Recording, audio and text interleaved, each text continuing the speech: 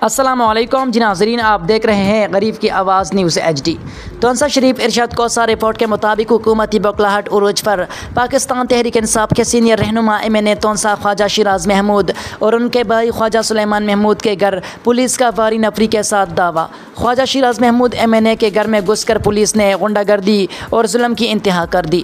گھر کی کھڑکیاں، دروازے، شیشے، ٹیبل، کرسیاں توڑ ڈالی۔ کیا یہ ہوتی ہے عوامی حکومت؟ کیا یہ ہوتا ہے ایک جمہوری ملک؟